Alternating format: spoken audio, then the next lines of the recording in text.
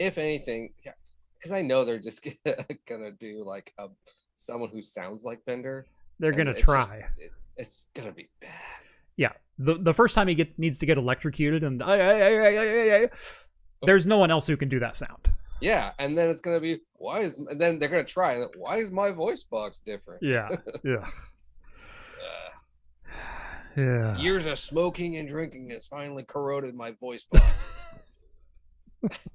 That'll be the excuse they use. What they need to do is just go with the complete opposite and make him sound like Louis Anderson or something like that. Bite my shiny metal ass. And with that, welcome to Talking Heads, everyone. Episode 224, your once-weekly live show for the latest in beer and tech news. I'm Jeff. I'm John. Welcome to the show, everyone. Thank you all so much for joining us on this Wednesday night or in podcast form over on Anchor.fm or wherever your favorite podcasts are found. If you've never seen the show before, we talk beer, we talk tech, we talk games, pop culture, entertainment, sometimes some Star Trek. We do read all super chats on the air so long as they will not permanently demonetize my channel. We do drink alcohol on the show, and if you're drinking along with us, alcoholic or not, let us know in the chat and we will give some early show shoutouts as we go along. Last but not least, if you like the content you see on this channel and want to help support us in what we do, consider joining the Patreon. Link is down in the video description. As a bonus, you can get exclusive access to the Discord server where you can chat with myself, John, Rhett, Steve, all the hosts from Talking Heads, whether you like it or not. Exactly. That's what you're gonna pay for it. That's what you're gonna get. I apologize. Down your throat. John is there. They keep like shuffling me into different rooms. Like, John, you can only be in this room. Only be in this room. Why don't you just go sit in the corner? Oh, how you doing this week, John? I had an interesting weekend, Jeff. Jeff, that's what I heard. Yeah. I'm not quite myself. I'm not whole. You're no longer a whole man. Yes. Basically, let's get that focused on. Yeah. This is family friendly. Just let everyone know. Yep. There's a piece of me missing. Just the tip now has a different meaning for me. Yeah. Somewhere out there's a little bit of John. Yes. I was helping my parents move, and they finally moved after 40 years. And then I was just moving a cardboard box, a simple standard, and it was all prepaid for moving boxes. Filled with rusty razor blades. Probably. It was probably like the meat slicer or something. And my finger just got caught inside the handles, and just sliced the tip of my finger off. Where did you buy those boxes so I can never go there? Yeah. The strongest boxes in the world. Yeah. So what the doctor said, it was about a half-inch taken off. God. Yeah. It was a half-inch chunk. Half-inch chunk. Yeah. So it wasn't like a half-inch deep. Okay. It's not in, so it was a side downward angle. Gotcha. It got like about halfway into the nail, took that with it, and then just sliced down. And so it didn't feel good, wasn't fun, just bleeding everywhere. Wow. I could use a beer today. No doubt. I could have used a beer all of those days. No doubt. My gosh. So some of you probably noticed the title to today's episode. I'm still technically alive. That's kind of for both of us this week. So I spent all Monday in the doctors. I think 4 hours or so in the doctors. And this has been an ongoing problem for right around 6 weeks with me, where I was getting, or rather had, very consistent deep pain. Not sharp pain, but like felt like I got kicked in the chest like 2 days earlier. And just like that deep internal bruise that everything hurts to move. And it started kind of like in my sternum and then had migrated over to the right-hand side. And like right at the base of my rib cage. And of course, where are all your really important bits? Right there on your right-hand side, just underneath your rib cage. And so I went into the doctor for the first time just over 2 weeks ago. And they said, like, we're definitely concerned. Now, this could totally be like just a pulled muscle, but you're not overly tender when we're pressing on it, and that's really concerning because if it was muscle, it should be sore, and it should be sore on the surface. This was like a deeper pain, and they could poke on it, and it didn't hurt. Well, anymore. Yeah. And so I went through a full set of labs. I went through a full set of labs that week, and they all came back 100% clear. Like, if 105 is the optimum number, I got like a 106.5 out of like a max of 150. Like I am the picture of health as far as those lab screenings went. So they ordered an ultrasound so they could take a look at all of the vital bits that are down there. Everything from my appendix to gallbladder to pancreas to kidneys to liver to whatever they could possibly look at over on that side of things. That came back perfectly clear. Okay. Of course. So I had a follow-up this Monday, and it was just a phone appointment to go like, hey, is your pain any better? Has things gone away? And I said, no, in fact, I spent like Thursday in bed because I couldn't get up. It was so bad. Now it's no longer radiating around my right side. It's now like right in the core of my sternum is where it hurts. And he goes, you have chest pain? And I said, yeah, you could basically call it that. Like it feels right at the bottom of my sternum, Yeah. but it hurts. It hurts to breathe. I can't move. And he goes, okay. You need to come in right now. You're dying. You may be dying. And let me just say, I do have a history of some heart issues. And so he goes, you need to come in right now. So drove in there, immediately ordered me a chest x-ray, full set of chest x-rays and an EKG. And waited a couple hours for results on those to come back. Chest x-rays, perfectly clear. One of the funniest things was they have to note if they see something in the x-ray. And if they don't, the x-ray is, quote, unremarkable. But they have to list the different areas that they're inspecting and then the prognosis of those areas. So my lungs were unremarkable. My soft tissue was unremarkable. So apparently I'm a grower, not a shower. I found that humorous at the time. You're like talking to the doctor, like, yeah, we don't. Right. It's Good one. Unremarkable. I think I'm... Anyway. I'm fantastic. I'm Jeff from Craft Computing. Right. You know who I am. EKG came back completely clear. Everything doing the right thing at the right time. Rhythm is fine. Blood pressure was perfect. And so we got more physiological at that point. Like, did I strain something? Did I break a rib and not know it? Is there a displaced rib? Like, what's going on?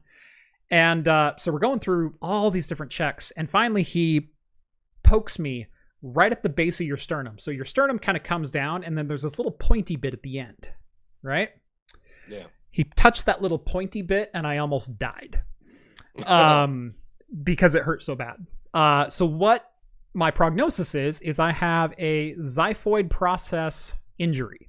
That little bit of cartilage that kind of holds your sternum together, and it actually just kind of floats in front of your sternum. There's also a whole bunch of connective tissue right there. These aren't the doctor's words, but mine are effed up. And apparently have been for at least the last 6 weeks, probably more than that. And unfortunately, it's not like a serious injury or serious healing process. Yeah, Jeremy came back and said xiphoid process. Nailed it. Yeah, it's not like a difficult thing to work on in that there's like no corrective surgery for it or anything like that, but it can take quite a long time to heal. And unfortunately, like I'm on lifting restrictions right now and movement and bending and all kinds of stuff. I can't lift more than 5 pounds at any one point. If I put my arm fully out to the side, it pulls on my xiphoid process. Like my arm is too heavy for me to lift if it's anywhere outside of my core. So, you're just walking around like this. Yeah, basically, I walk with my arms to my sides. Everything that I do has to be literally directly in front of my torso. If it is not, it pulls. And if it pulls, and if I feel it, that means it's causing more issues. If I feel it... You're just tearing at it again, if I feel it, it's tearing. And so he goes, you want to avoid that, you need to warm up with range of motion exercises, not putting any strenuous pressure on that area. If you feel it, you're doing too much. And you're not allowed to lift. You need to rotate heat and cold 4 times a day. And hopefully it's better in about a month. Hey, right? And you have a newborn. You're like, I've got a 3-month-old. I gotta lift him and take care of him. Right. The little bugger is probably what ended up doing the damage to me, is carrying him around one-handed a lot. So, oh no, you can't rebuild the blown up server. Actually, yeah, I'm not allowed to lift the server onto my desk. I'm barely allowed to lift the motherboard that I need to replace inside of it. You now is the perfect time for you to have like that video where Rhett just picks everything up for you. Yeah. And you're on like a throne of towers. Rhett, pick up the server. Yeah. Pick up that server, but do it how I would do it. No, this is how I would do it. Now do it again. No, you're not drinking enough. That could totally work. That could totally be a couple of videos. Rhett will be doing double duty. Yep, kinda. Luckily, the video we did today didn't require that much. It was lifting a monitor. But CRT? No, not a CRT. Thank good God. Yeah, if I laugh too hard, it also hurts. Like, oh, and as he's laughing. Right. Like I can't do any kind of deep belly laugh because your diaphragm also pushes on that area. I can't breathe deeply because your diaphragm also pushes on that area. Like, it sucks. Skull says he is on a break for work. Do I open a beer? Ooh. Yes. You're working remote. I mean, just put it in a coffee cup. Like, yeah. Seriously. You've never done wine in a soda This is glass? not legal advice being offered by Craft Computing. We have no expertise one way or the other when it comes to employment law or your individual at will or not at will employment states, and your mileage may vary. Looks like we actually have some pretty big beers in chat. I saw someone opened a Rogue Double Chocolate, 9%.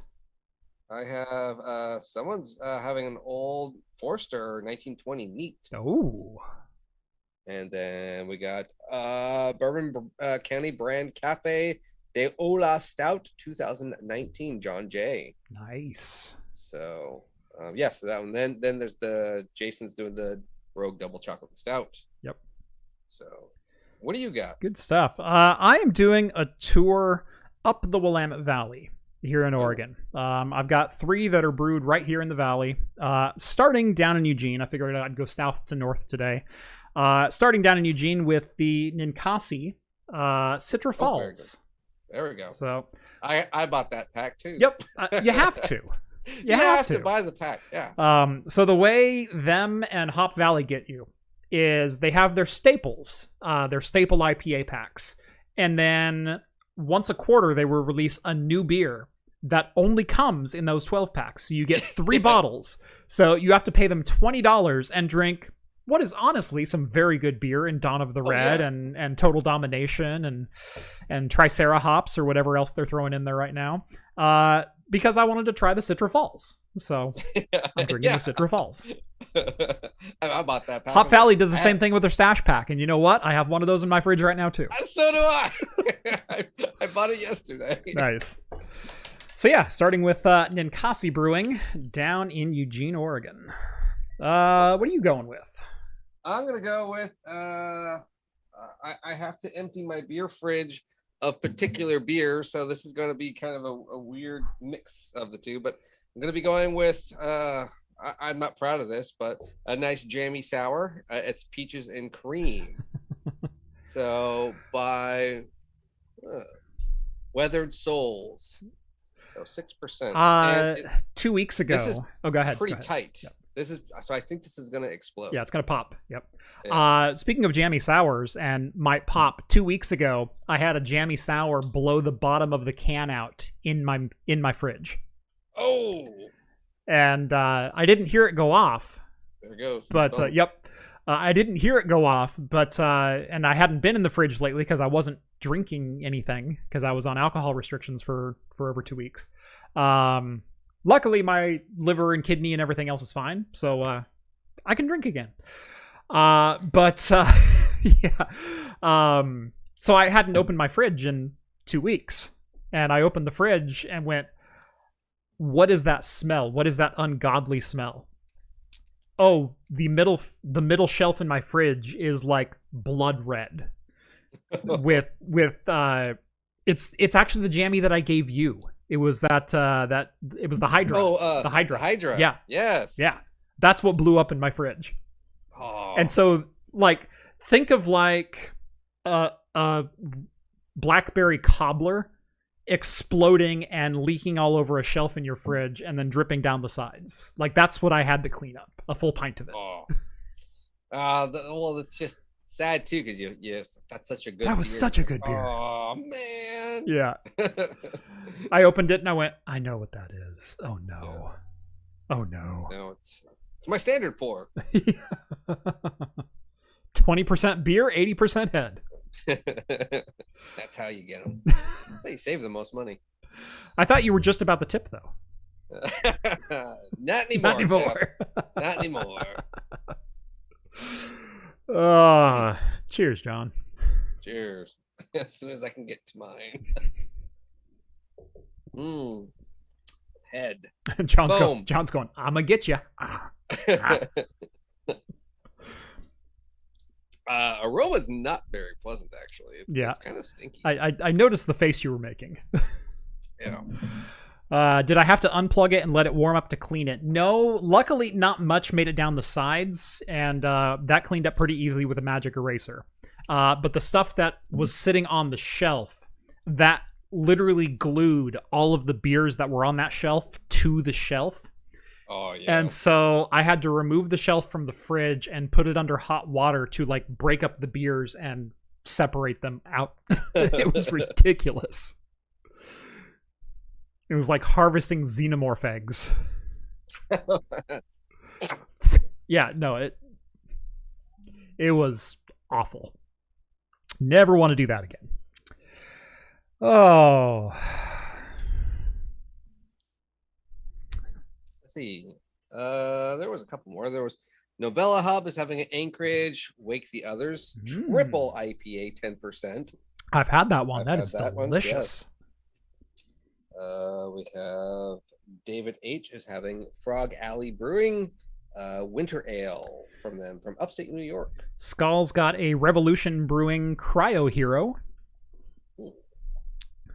Let's see here. Magic Rat is having a Kentucky Maple Barrel Aged Stout, 12%. I would be interested. Who makes that? Is that Matchless? I don't know. He just said Kentucky Maple Barrel Aged Stout. That's all. Yeah, I was pretty sure it's a Matchless, a beer that fit almost that exact description, like 3 or 4 weeks ago, and it was phenomenal. Like, yeah, I know Matchless does these like Willy Wonka themed candy bar barrel aged stout ones. I bought one, it was really good, and then after that it's like but they are so expensive. Yeah. Old Smokestack Barrel Aged Maple Porter is what it was. Is what I had. That one's only 9.5%. Kind of a easy goer. Yeah. That beer was so good. Like, it puts Great Notion fresh stacks on notice. Like, how good that beer was. I think the last one we got Chris's Boulevard Whiskey Barrel Aged out 11.8. Nice. So yeah, we got some nice ones. And Harley's drinking a PG Tips English tea. Nice. That's fine. Okay. What do you say we get into some of the news? Yes. Starting with, amazingly enough, when you only put out one game every 8 years, you can't sustain your own game launcher. What? Who would have thought? Bethesda said to be abandoning Bethesda.net launcher and moving all of their games back to Steam. Well, Fallout 76. Because you know what Steam was missing? Fallout 76. Yep, that's all it was. Well, I mean, there's like a hint, but yeah, no. This pretty much is one of those things that we've been talking about it for a long time on the shows. Of every company has their own. Right. Epic's had one. Google tried to have their own, the online play one. Amazon has tried and failed numerous times. Everyone's tried. The only one that survived is Epic. Steam. Epic and Origin are the two. Oh, Epic and Origin hangs around. There's also kind of Uplay, but they do Uplay through Steam for most logins. Yeah. So you technically have the other launcher, but no one uses it directly. No, the only time people ever download it's like, hey, you get a free game if you download Uplay. Right. Like the only reason I had the Uplay launcher was because I wanted to play Far Cry 5. Yeah. And I bought it through Steam. That's it. Yeah. So yeah, there just wasn't a community behind it. Like you said, they were only releasing, nothing. They weren't releasing anything at all every year. They didn't have any, third-party apps to really go with it that no one else had. Yeah. Essentially, that's the beauty of Steam is anyone can release to it, basically, or just about everyone releases to it. So you have all these wonderful third-party games, and then just it's been around so long because of that. There's just a huge library. Right. You just can't compete. My Steam library started in 2008. Yeah. So you can't jump in the pool 2 years ago and expect to swim with all the professionals. Right. Just because you make a good game, one good game. Yeah. I mean, to be fair, Bethesda is more than just Fallout 76 and more than just Bethesda. They also own id Software, which does Doom and those type games. I think they had enough games that if their more recent games would have been more successful, they might have had more success with this platform. But the fact that Fallout 76 was a dog from announcement, like not even on release day, people hated it before it was released. I was at QuakeCon for the release, and there was no buzz about a new Fallout because this wasn't a new Fallout. Yeah, it was. No, it was awful. That announcement video was. I will not say as bad as Diablo Immortal. I will not say as bad as Don't You Guys Have Phones? I was going to say the Diablo mobile game. but there was so little hype in the people walking around. There were some other like indie games that were there at QuakeCon that honestly had more buzz about them than the centerpiece in Fallout 76. Yeah. So, I mean, the nice part. So if you do have the Bethesda front end or launcher, you can slowly start moving over to Steam, starting in April. Your wallet and Steam account, you can link all of that starting sometime in April. So I think you can actually probably do it now too. But I know officially they're going to say starting in early April, you can start linking them and moving everything over. move those 2 games over, essentially. And, you're probably having a large amount left in their wallet for you to spend. I don't know who does that. Yeah. I'll just buy the game right then and there. So I normally don't do this, but D chimed in chat. Anyone watching the news? By the way, hello, Jeff Geerling. Hello. Is anyone watching the news? 7 minutes ago, Putin orders military operation in Ukraine. So there you go. I figured if you hadn't seen it, which I had not seen it, you might want to be aware of it. Definitely sucks to see. Yeah.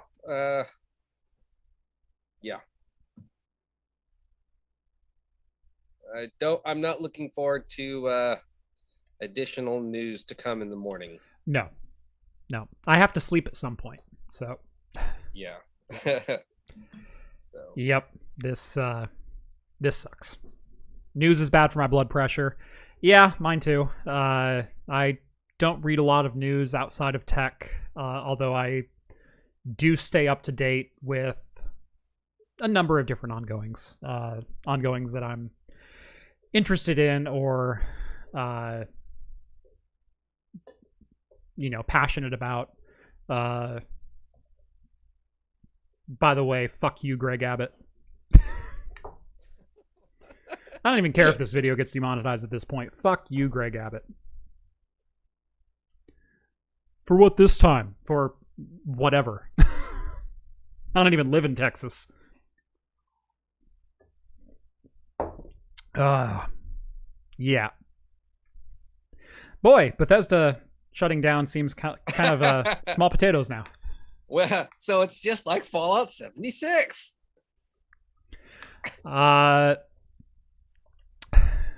Yeah, exactly. Yeah, trying to make lighthearted. Slug Prince wants to know, serious question, how hard is it to manage a YouTube channel and not discuss polarizing political topics? That's easy. I just post everything that's polarizing over on Twitter. Yeah. So if I have opinions, I put them over there. Well, the other thing too is, this is a tech channel. Mainly, it's a tech and beer channel, and we tell our audience, look, this is why you're here. This is what we're going to go to. Now, the beauty part about this is we have a Discord, and it's a fantastic Discord community.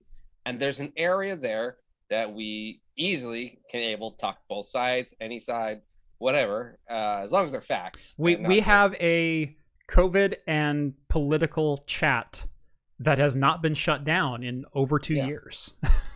So, yeah, very, very good. So, and there's a bunch of other really fun stuff too. So it's a very healthy, fun, active community. If that sounds like something for you, it's only $1 a month. The link is in the description below.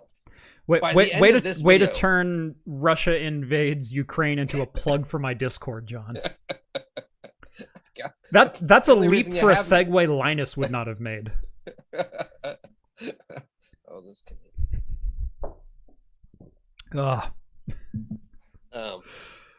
Oh man. Yeah. I will get political, just not on the YouTube channel itself. Yeah. Outside of a couple outbursts like this on Talking Heads. And the only reason it came up was because it literally just happened. Literally just happened. So there shouldn't be anything politically motivated discussion one way or the other when it comes to Russia invaded the Ukraine. You should be against it. Period. American Cosworth, $5. Thoughts and prayers to fellow YouTuber X79 lover Mike Hunst. Yes, he is in the Ukraine. He's from the Ukraine. So yeah, definitely thoughts going out to him, his family. Hope everything is well and hope all are safe.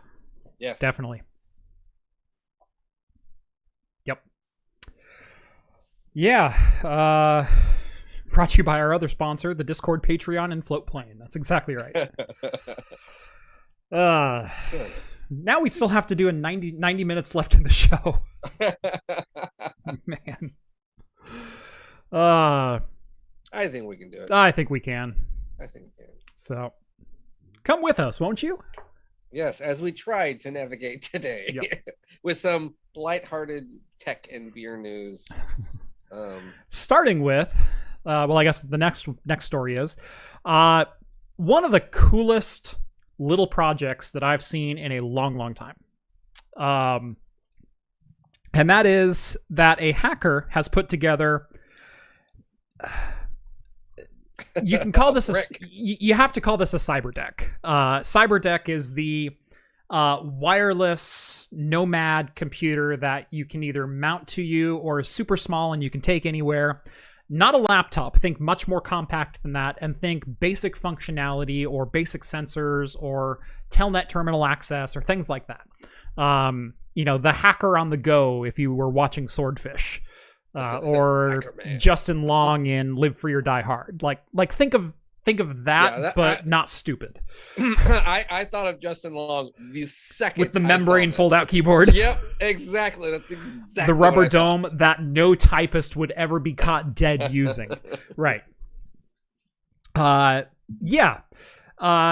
Think of that style. Also, who is it?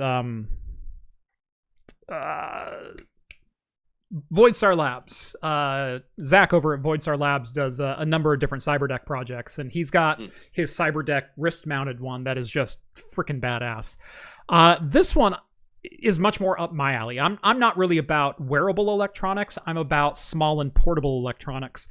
And this little thing is so incredibly cute and reminds me of Sony back in the early 2000s with their super mini PCs that were full x86 and ran Windows, but with terrible resolution and horrible passive screens and everything else. Form over functionality to the absolute extreme portability was kind of their MO. This reminds me kind of that ilk, but with better functionality, and that is the Penskew computer. It is a home-built retro-style handheld PC. Now, this is based off a Raspberry Pi Zero 2. That is the quad-core Raspberry Pi Zero.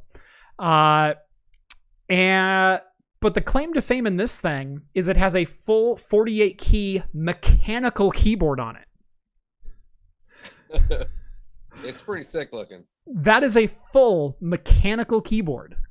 And obviously it's got the ultra-wide display. That is a 1280 by 480 resolution screen.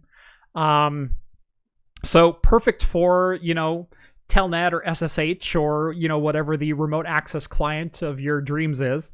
Obviously runs, Raspbian or Ubuntu Mate or any of those, ARM-based variants.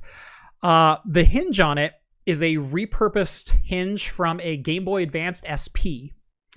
It does have a LiPo battery in it.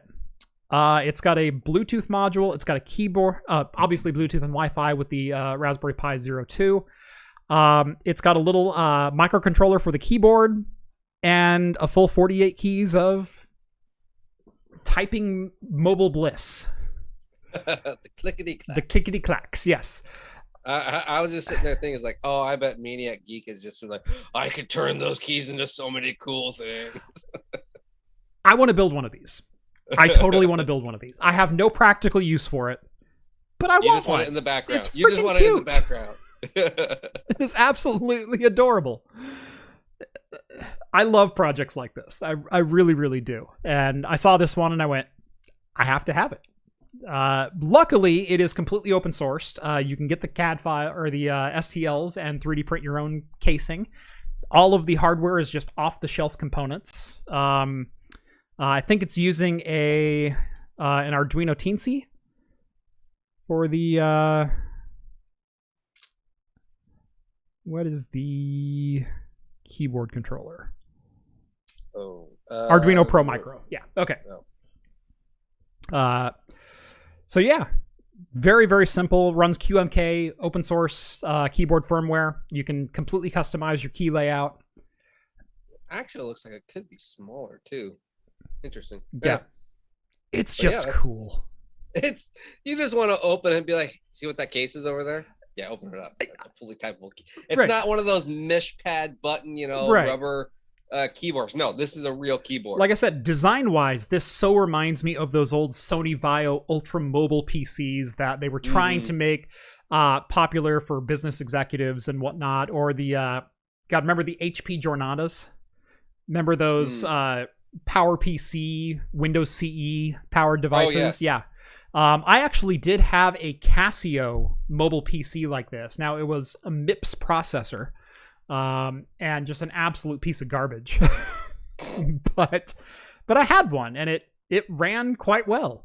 Or it didn't run well, I should say. It ran. It ran. I typed a fair number of college papers on that thing. It had a PCM CIA slot. There we go. And at the time, I had a singular Edge GSM card. This is before 3G. I had an Edge cellular card that I could put into it, and I had mobile internet to my laptop from anywhere with like a 10 or 12 hour battery on it. And back at the time, if you wanted like mobile data access like that, you had to pay AT&T $80, unless you simply told your GSM modem to log into their mobile phone web host, which was just another web host, but with a different login page. If you rerouted it to that address instead, you could pay for their unlimited MediaNet package for $10 a month and have unlimited internet access. So that's what I did. You just went through your mobile plan, or the mobile plan. I added a new device, and it was a cell phone with data only. And it was $10 a month to keep the SIM card active. And I said, yeah, I don't make phone calls on it. I just send multimedia messages, and I download MP3s. Like, of course, that's all I want to do with it. Immediately, and that was back when they gave you like free Nokia phones with purchase of a large Coke. Yes. And so yeah, I signed up for a second device, and I said, I don't want, voice on it. I just want to be able to download MP3s on it and use it like an MP3 player. And they're like, okay, that's weird. I walked out of the store, literally hucked the phone in the garbage, and just walked out with the SIM card.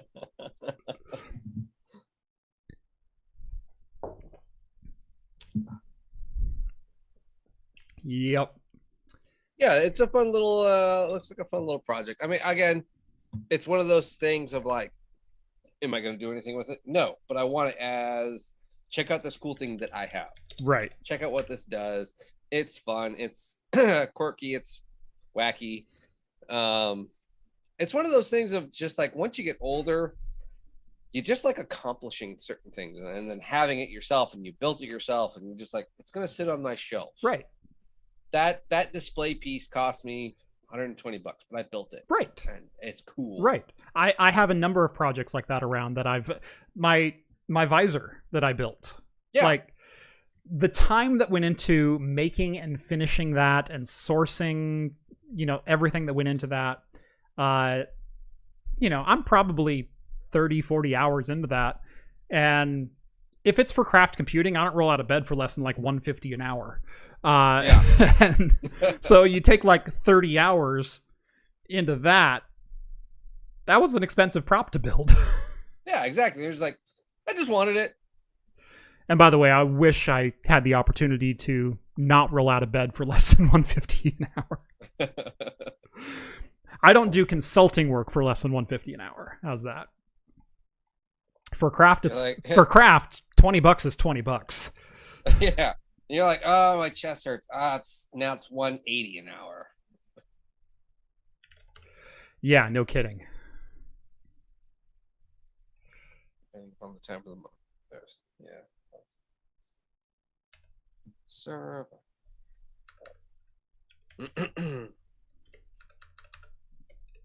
Yeah, I never had any of those like the Sony Vaio ones. I remember in high school I had, it was a Palm.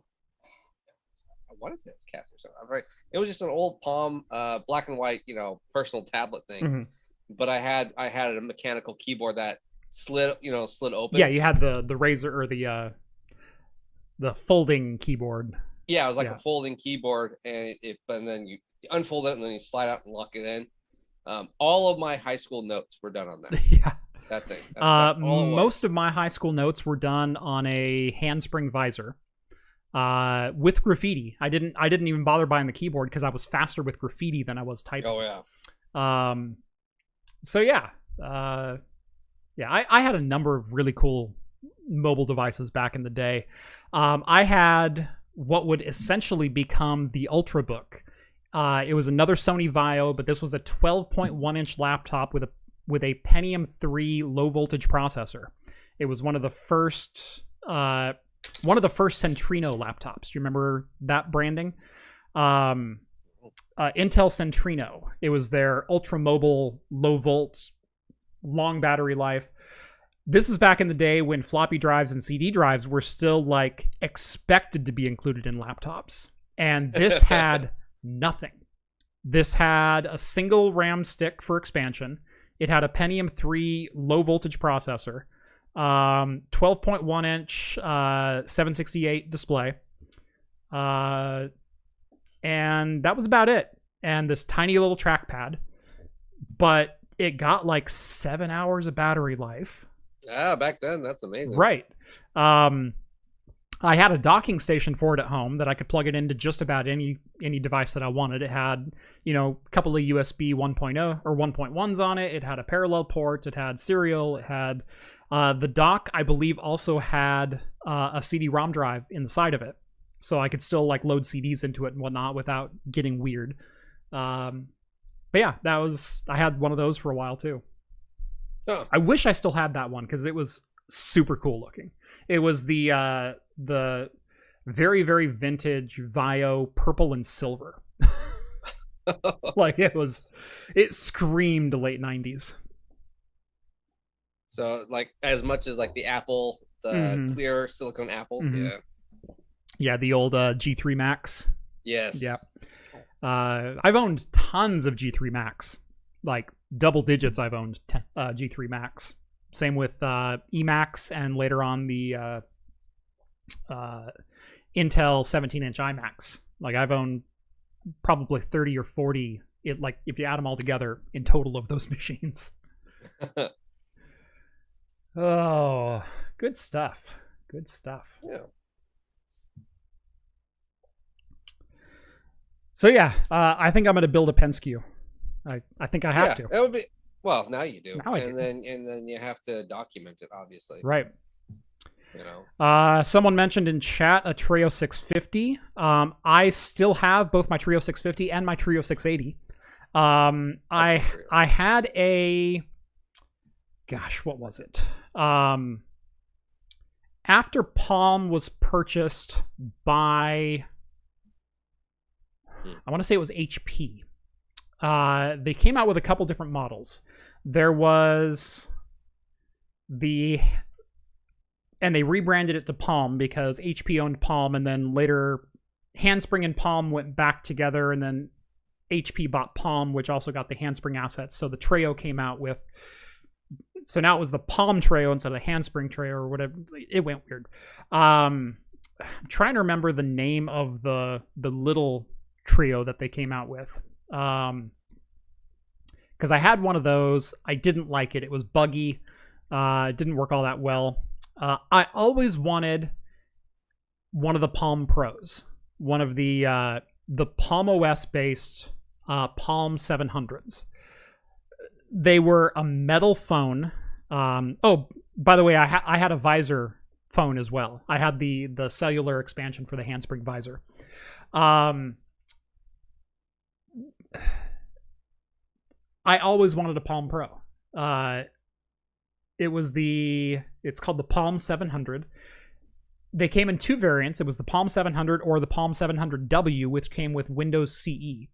And that was hot garbage. But the Palm Pro itself was pretty impressive. It was an all-metal phone. Beautiful display on it. I believe it had 3G. Yeah, there were so many cool phones back in the day that I wish I had. Yeah, they were so much more. I mean, we constantly talk about like the Nokias and everything like that, but they were just literal bricks, Mhm. and they could withstand anything. I've had, it was. I used my Trio 650 for 4.5 years. Oh yeah. On the same battery. Yeah, no, I had, it was like a Samsung, or not Samsung, LG original, just it said like Droid. The flip phone one. That was a Motorola. Motorola, yeah. Thank you. That thing went through the washer twice, and I dropped it in a toilet. Still worked great. Yeah. I think the only thing that broke on it was the camera, mm-hmm. which was actually one of the cool things, was they had such a huge camera. It even had its own shutter. Yeah. On it. It was so huge. It was amazing. I think it was like a 0.4 of a megapixel or something like that. I was like, this thing takes great pictures because it allowed so much light in. Yeah.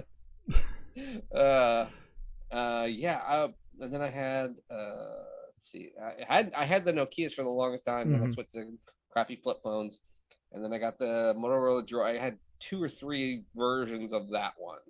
So I really liked it. I had a BlackBerry. Still have that one, actually, surprisingly. We can't be friends anymore. Actually, it still turns on and still has some of my old text messages in it. And I remember I hated the internet, browsing the internet on that thing. Yeah. That thing was so horrible. But I did love the trackball that I had on it because scrolling was so fast. Yeah. On the browser, it was just like a great rollerball. Yeah. I think I'd just play with that rollerball in my pocket while I was just walking. It just felt so much fun. So that was the best part of that. I did get that phone for free. Yeah. So okay, well, I didn't pay for it. I guess that partially makes up for it. Yep. Oh wow. So I'm browsing eBay at the same time. You're looking for stuff, aren't you? Jeff drinks beer and eBay. I it's half of my channel content. Are you kidding me? I just ran across an IBM PC110.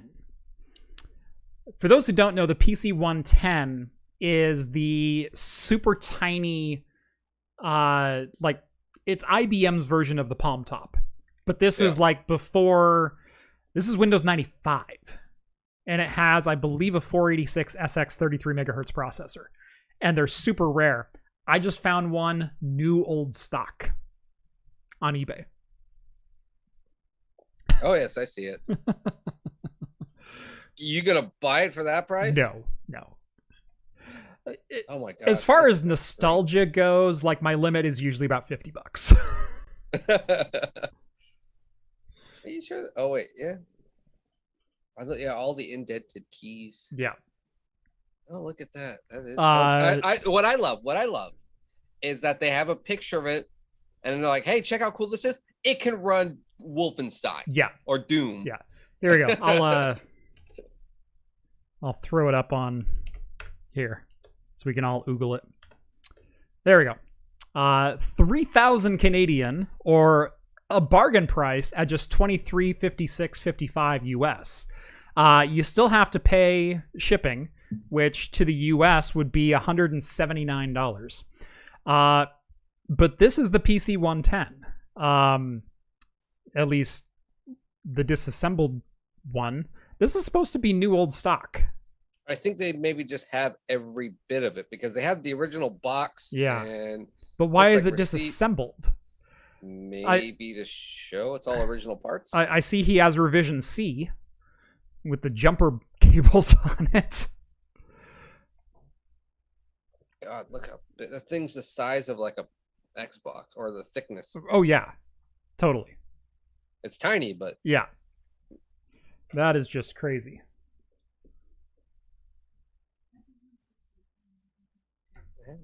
What was it playing? There it is.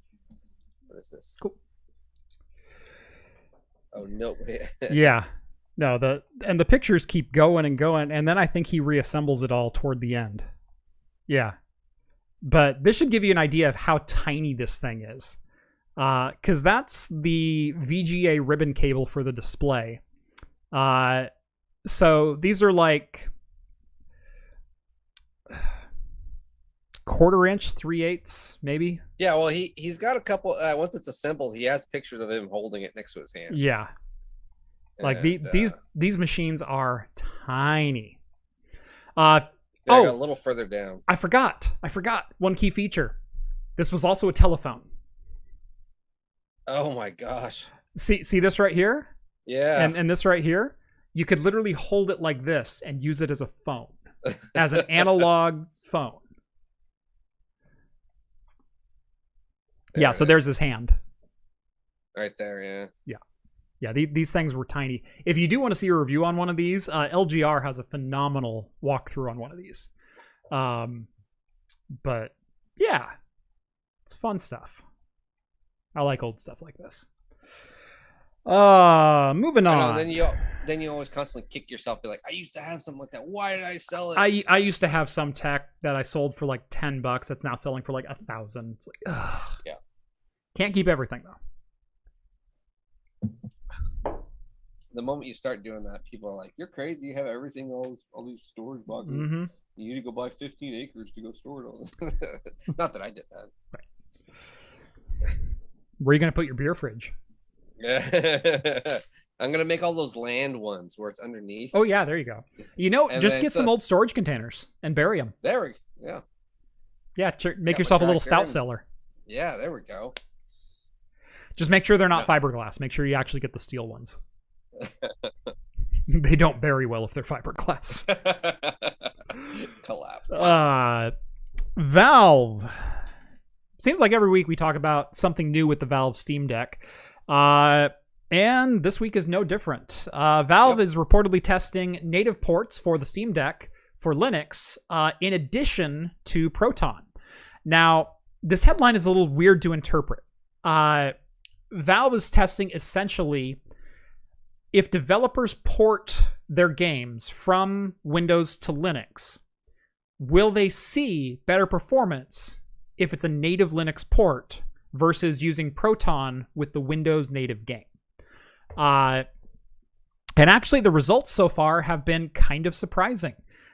Proton, in many cases, is actually doing a better job at running the games with better performance than their native Linux counterparts.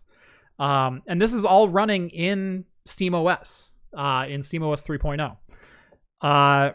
The reason for that is complex, mainly because there's so many things that aren't completely optimized for Linux. And I don't want the Linux fanboys to come after me right now. Because trust me, I'm a Linux fan. If Linux was usable, I'd use it. If I didn't have to type sudo for everything, I'd use Linux. It's not even that. Like, the majority of my home network, like my entire server stack, it runs Linux top to bottom. The problem is, and I don't care what your opinion is, as far as a usable desktop environment for more than basic tasks, it's a pain in the ass. Yeah. If there's a problem with it, it's a pain in the ass. If you need specific software, it's a pain in the ass. Don't tell me it does everything when it doesn't run Adobe Premiere, when it doesn't have native Discord clients, when it doesn't, the list goes on and on and on. And those might seem like simple things. We'll just use, just Google KDenView or use OpenShot. Here's a couple lines of code to put it in and it works just fine. Or use an open source alternative like OpenShot or KDN Live or something like that. It's not the same. It's not the same. It's not the same program. And I need Adobe for something very specific that Adobe does. Right. And then I need additional plugins that Adobe has. Mm-hmm. I can't do that with Linux. That don't work with Linux. So my workflow is hampered and impacted by the fact that this Linux desktop doesn't run the software. Yeah. And that software is not available, nor does it have a good counterpart. Just because it has a video editor doesn't mean it's a good video editor. Yeah. And I know there's DaVinci Resolve. Oh, yeah. Yeah, I It has always its tell own people problems running on Linux. Linux is good to do essentially one thing is how I describe it. Mm-hmm. It's not that it's like it can't do more than one thing. It's just, look, if you're gonna have a Linux system, have it do one thing, and you'll be fine. Have it be your X, and it'll do that thing brilliantly. Don't have it be if it's gonna be your daily driver as a browser, just do that with it. Just browse the internet with it. Don't do anything more with it. If it's gonna be your media server, let it just be that. Don't try to browse the internet and be your media server. You're for the average, and I mean this by the average person. I'm not talking the fanboys out there, people that know more about Linux and how to work around it. It's just sorry, I just got a wrong number text. Hey baby, there's what's up? Did you singles? What's up? Did you still want to get crazy later? So I said, I'm up for whatever you are. We'll see what happens. If only you could share your phone screen. Yeah. We need to now take polls on responses. Responses. I'll keep you updated. So yeah, anyway, if Linux had better drivers, if there was better support for software, and it's the chicken or the egg concept, and the problem is neither one of them wants to move first. You need to get developer support for software to get actually high-end compatibility and reliability with drivers, with software stacks, with APIs, with everything else. That is not there right now. But you also need that support to be there if you want the customers and users to actually come and use your product. So unless someone blinks and makes the first move, which Steam is making quite a few moves as far as that regard goes. And make no mistake, SteamOS 3.0 is going to be a major revelation in gaming. And maybe a point where you can entirely switch your gaming rig over to run Linux and have no issues at all. And I never thought I would be able to say that in my lifetime, but the opportunity is here. Whether or not Steam and Valve deliver, that's still up in the air. But if they do, and so far indications are that they're going to deliver, SteamOS 3.0 is going to be a major turning point for gaming. Well, and I'm also looking forward to, and I think I said this the last time I was on the show, I have my own personal problems of mostly design aspect of it just being large. But again, I also kind of equated that to think of the Game Gear and the Game Boy, and things were quite chunky. Oh, you got a response. Oh gosh, I guess I took down the wrong number at the bar. I'm still down for a good night if you are. Just lift your leg up and show them a picture of your leg. Yeah. Let's see. If you want to come join my live stream, just tell them you're live streaming right now, and you can send them a link for only $9.99.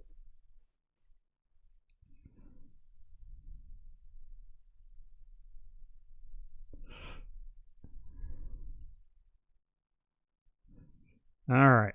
I am sending. I'm already 4 beers in, so I think I'll have to pass. Shit's crazy enough already. That's just probably going to turn him on even more. I know. 4 beers in. What are you wearing? The Valve Steam Deck is, I think, if I get a dick pic out of this, I'm going to be so pissed off. I was going to say you might be getting one, or he might ask one from you. Right. Bro, she gave you a wrong number, man. You didn't write it down. Yeah. Wrong. Yeah. Nope.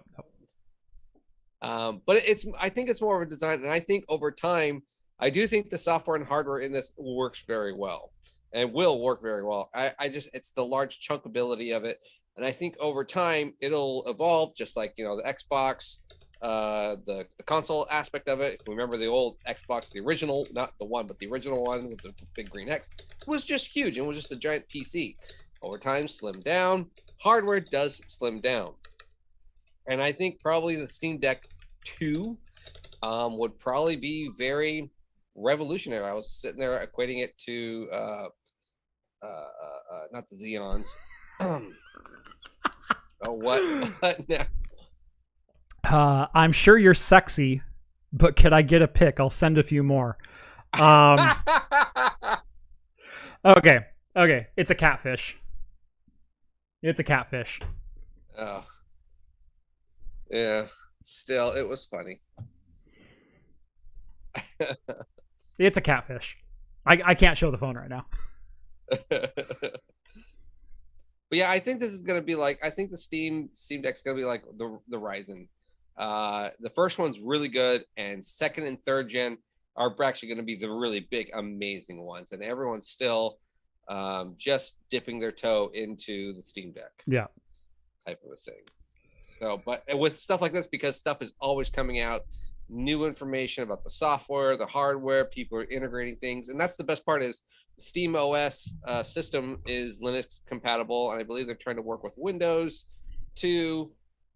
Just software like this in general is also going to allow smaller Linux computers to run bigger things, more powerful games. So eventually in time. Kren wants to know if he should send me a picture to use. Boy, that is tempting. That is super tempting. I mean, I sent it to Ready Room, so I can't even post it in any of the mains. Oh. Yeah, that's catfish. That's catfish. That's catfish.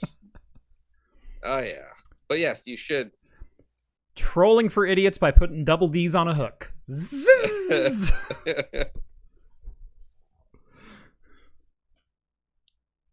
I mean, she's a very attractive young lady. And also probably close to half my age. Yep. And also probably a dude in India.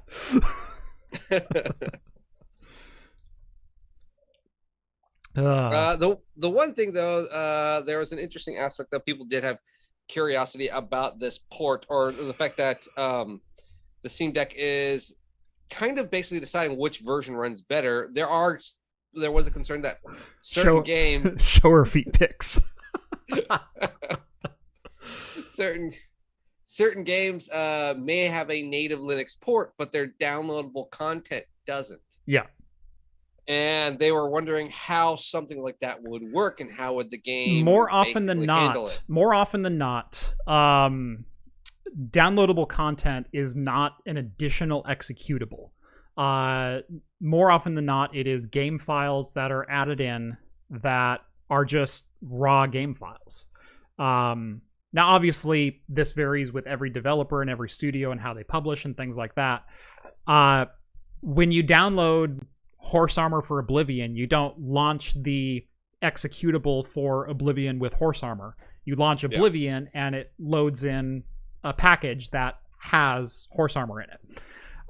And that data, as long as your binary has been compiled for Linux or you have a compatibility layer or emulator, if you will, that will run the executable for you.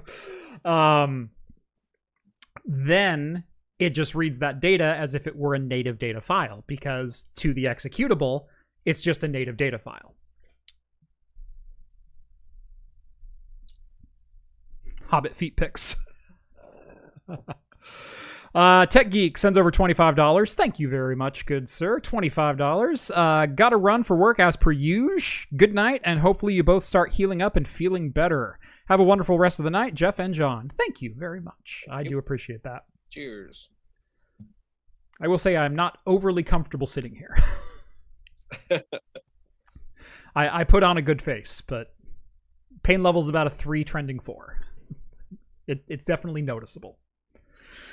You know what else is noticeable? The sponsor to my segue. That's right. I kind of figured you'd be doing that right now. Today's episode of Talking Heads is brought to you by Linode. If you've ever needed to host your own servers, whether it be for home or business, but don't have the resources or time to invest into hardware, power, cooling, or even space, why not let Linode host them for you? If it runs on Linux, it'll run on Linode. That includes catfishing scams from India or wherever you may be. Sorry, that's not in the read. That includes software from most of the tutorials on my channel, like how to run your own ad-blocking recursive DNS servers, VPN gateways, your own cloud-based Plex server, and more. With shared CPU plans starting at as little as $5 per month and scaling up to as high as you need to go, you'll be able to find a hosting plan that fits your needs. And even if you do host your own servers, you can use Linode to keep a backup off-site. Because remember, RAID is not a backup. Linode also recently announced they are the first alternative cloud provider to have NVMe block storage available to all customers. In September, they began rolling out NVMe drives to all 11 of their global data centers. Best of all, storage rates will remain at the same low price they always have been. Visit linode.com/craftcomputing and get a $100 60-day credit just for signing up for a new account. That's linode.com/craftcomputing, and thanks again to Linode for sponsoring today's episode. Thank you, Linode. Thank you, Linode. Well, I am done with my peaches and cream, which was not very creamy or that peachy. Or peachy? Actually, it was very tart. So that's probably why it exploded, because it ate all the sugars. Yep. All right. But I'm ready for a second beer. Yeah. What do you got going next? I have something on the opposite end. Something I'm hoping is going to be good. An Anchorage beer. Ooh. Happy Alone. I have not had that one. This is a stout. It's an oat stout finished with coffee, vanilla bean, cinnamon, and milk sugar. So basically your morning cup of coffee. Oh. When I was reaching for beers for the show, I almost grabbed an espresso ale. And not the one you're probably thinking of. Not the Rogue ales. But I almost grabbed an espresso, and I kind of wish I would now. Because that would have been really good. Oh, that just smells like coffee. It looks amazing. Oh, that's the right color. Yes. Man, that rich caramel color to it. Wow. Yes, that's a good one. That's sexy. It smells like morning coffee. Yeah, that's way sexier than the pick I just got. It's about that. Moving my way up the Willamette Valley, Block 15 Brewing. One of my favorite seasonal beers to come out of Block 15 is their Dab series. Oh, yes. Dab Mosaic is this year's flavor of choice. If you don't know what it's about, you probably can't ask. This beer does not contain any hemp or anything like that, but as you all know, hops and flour, shall we say, are really of the same family. They're very similar plants. They grow in similar environments. They produce very similar flowers. It's just what do you do with them that makes them different. We like to ferment our hops. Other people like to grind them up and smoke them. So this is using beer hops in an homage to the other family of plant that it shares origins with. Yeah, I believe they extract oils Yes. from that and use the oils in that IPA. I believe they may.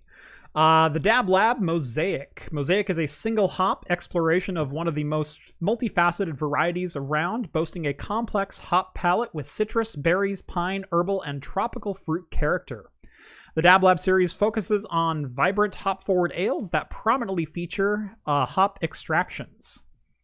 So nothing about hemp oils or anything like that. Extract this. But yeah, these are, as the kids say, dank. Yes. And oh man, is that ever. Whew.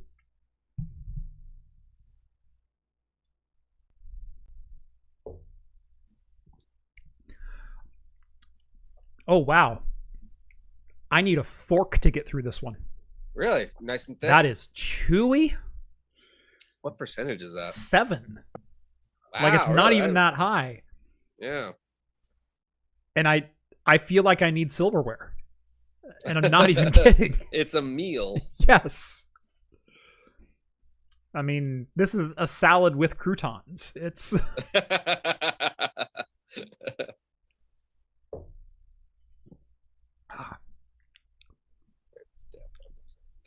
I think this is an undiscovered non-Newtonian fluid. It does not seem to follow standard physics laws.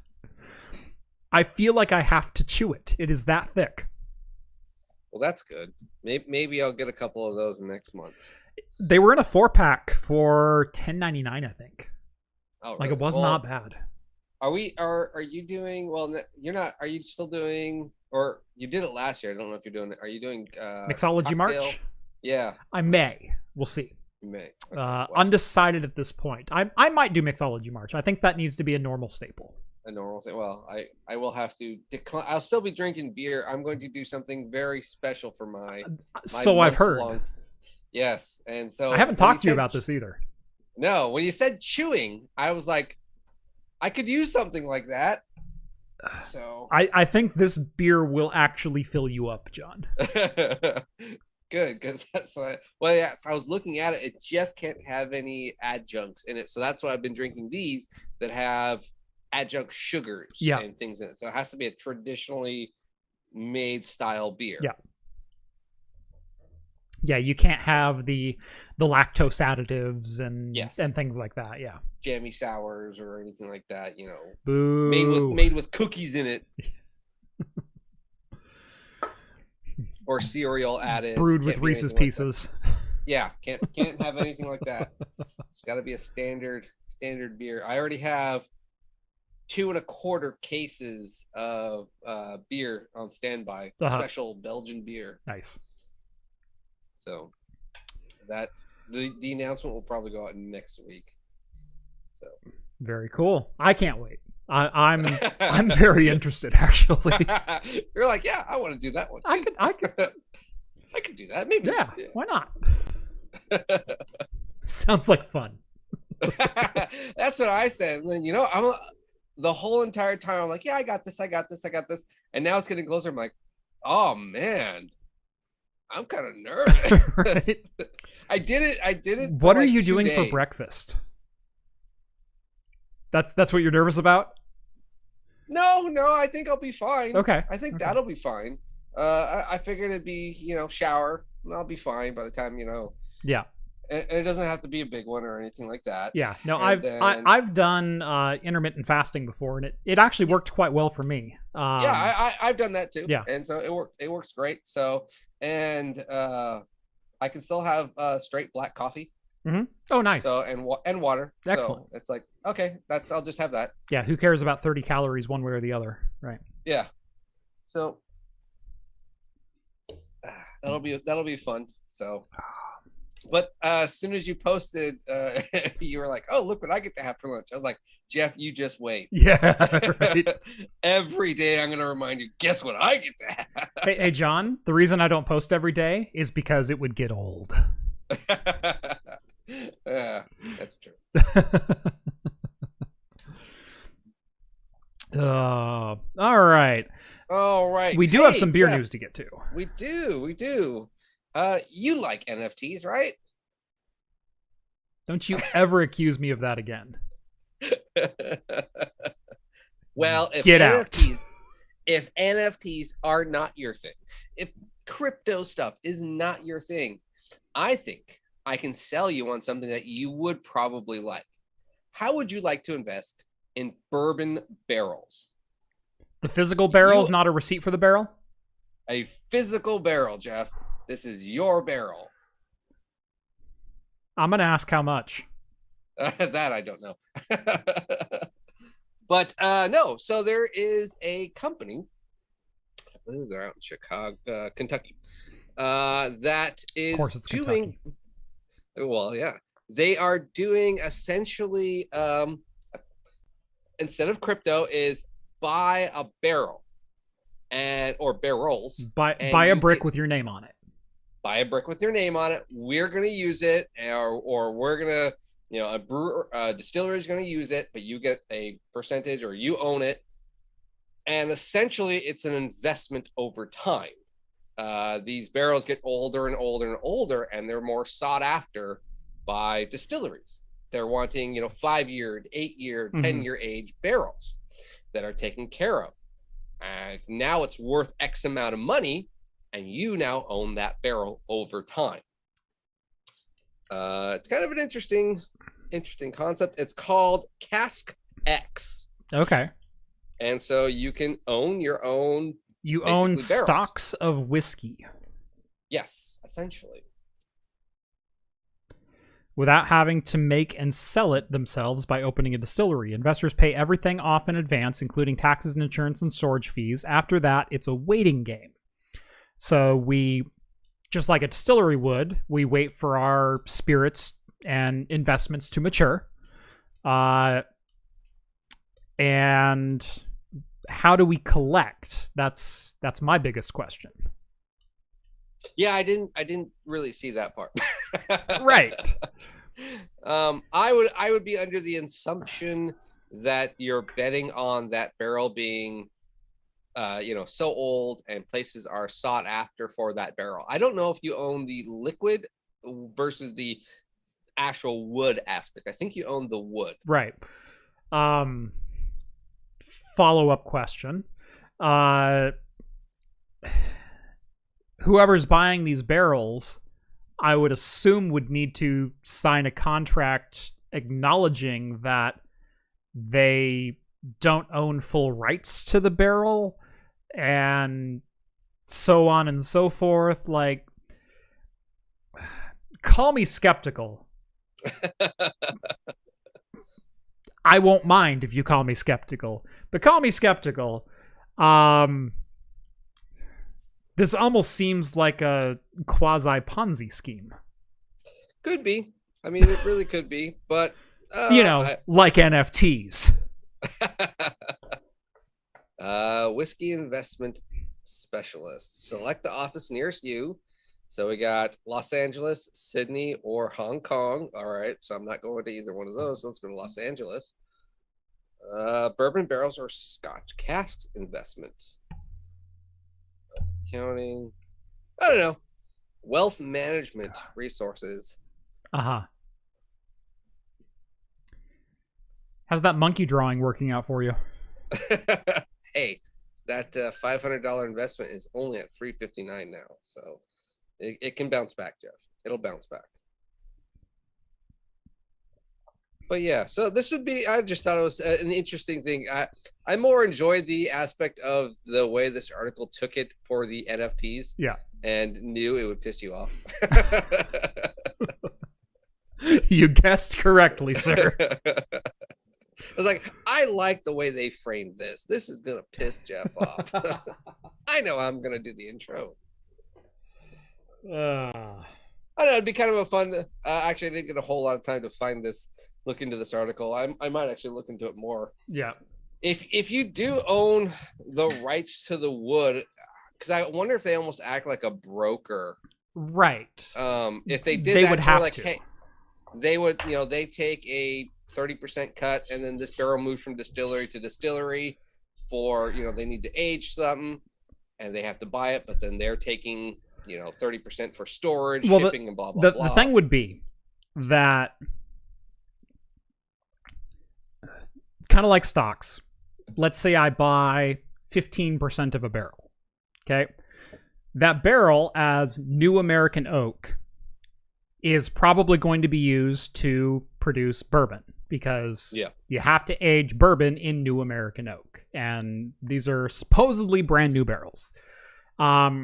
Once the bourbon has been made, you can't use that barrel for bourbon again.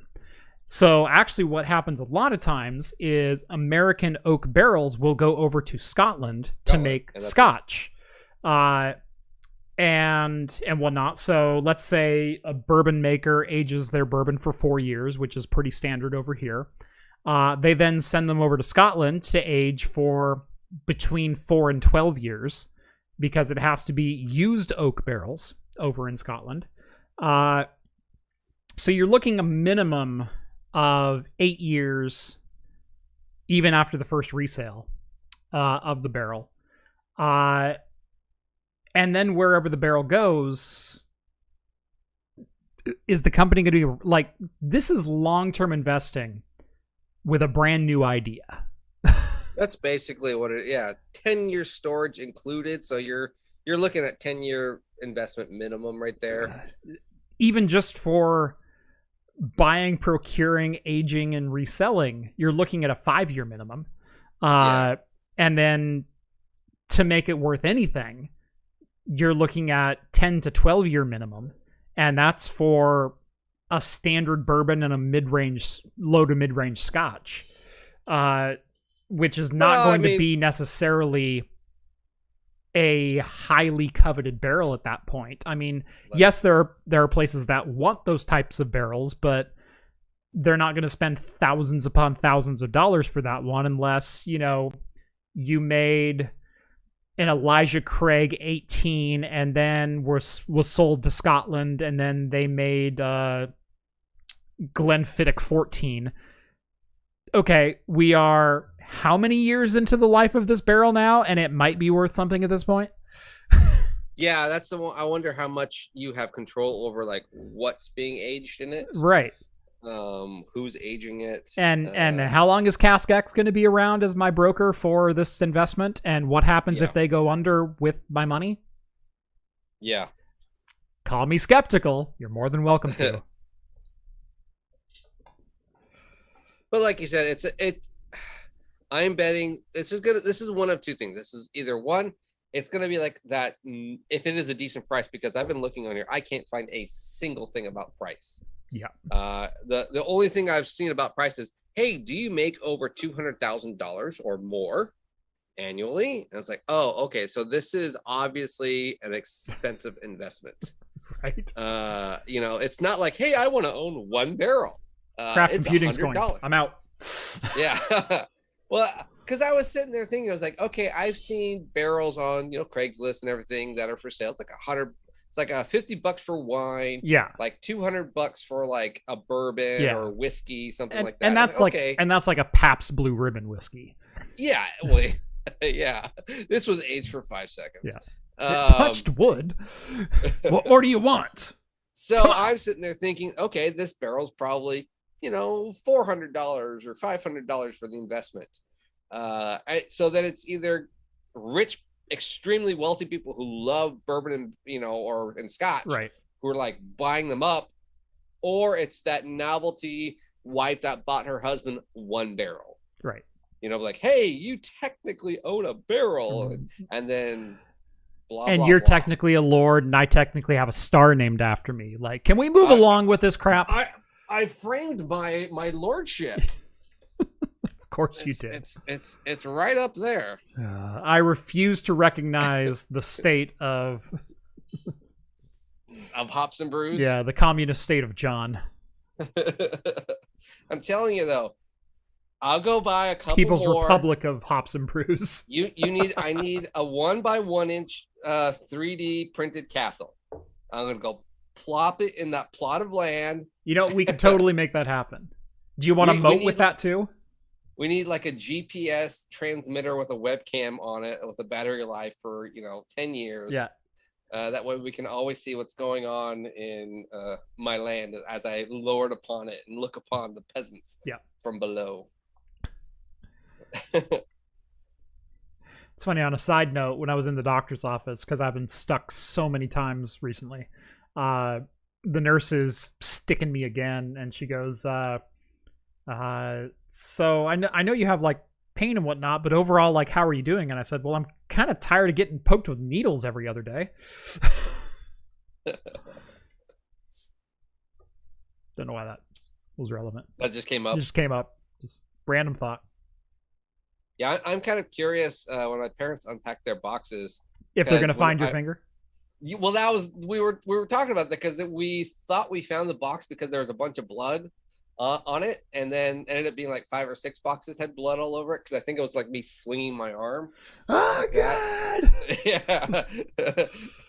What is that? A UHF joke? Just call me Mr. Butterfingers. Oh, not again. Would you look at this? Boy, that's a callback. You got an In Living Color reference for us, too? I just remembered it because Daniel Radcliffe is doing a Weird Al movie. Yeah. And so they did the first screen or pictures of him in his makeup. There's something interesting that's not beer related or alcohol related. That's right.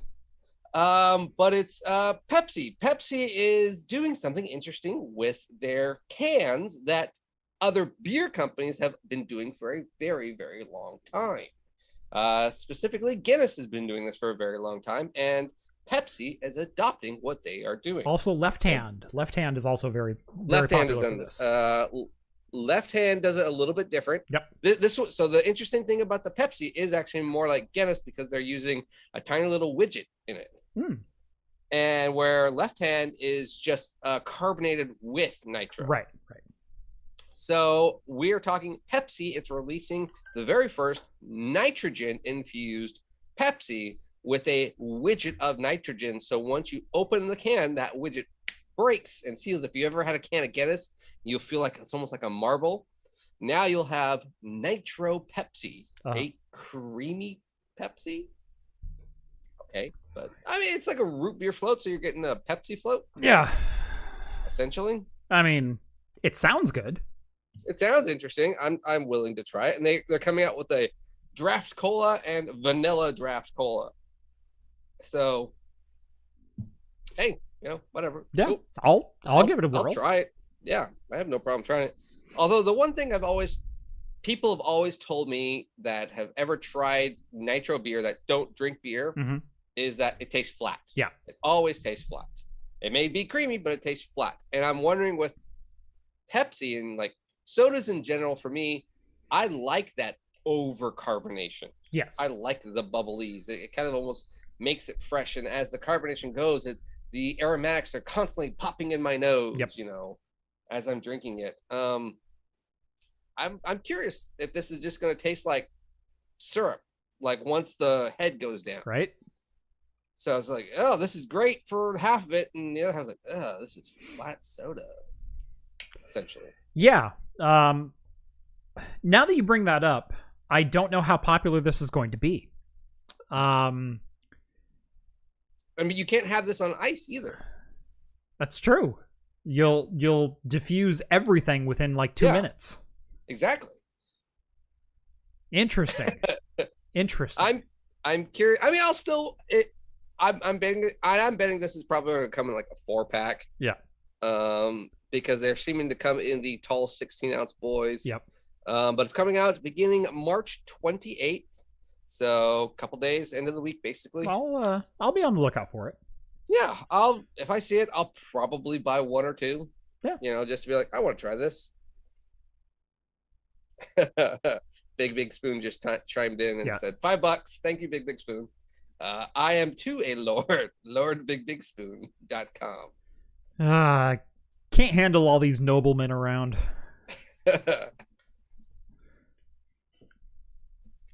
Our glory. And speaking of Pepsi, we talked about this a while ago. Pepsi was teaming up, PepsiCo was teaming up with Boston Beer Company, so Dogfish Head and Samuel Adams. Sam Adams, right. To make a Mountain Dew hard seltzer. I think we talked about when they announced it on Instagram, and that was all we knew about it. Well, officially, it has launched today, landed in stores today, but only 3 states: Florida, Tennessee, and Iowa. Right? Okay. Iowa is a big Mountain Dew drinker. Okay. I guess. So, but more being announced throughout the year. They're expecting to do, a full nationwide launch, but slowly throughout the year. Yep. But yeah, if you're in one of those 3 states, I went and found there is a reviewer. I think I found probably the only one YouTube video, a guy reviewing it. He basically said it just tastes like soda. Yeah. which I'm betting it probably tastes more like the diet soda I had with the Bud Light, because it's sugar free, so which means it's Splenda or Sucralose or sucrose or something like that. So it's gonna have that zero sugar, diet soda flavor. John Jay says those are probably big NASCAR states, and I would have to agree with that assessment. That's actually not a bad point right there. Yep.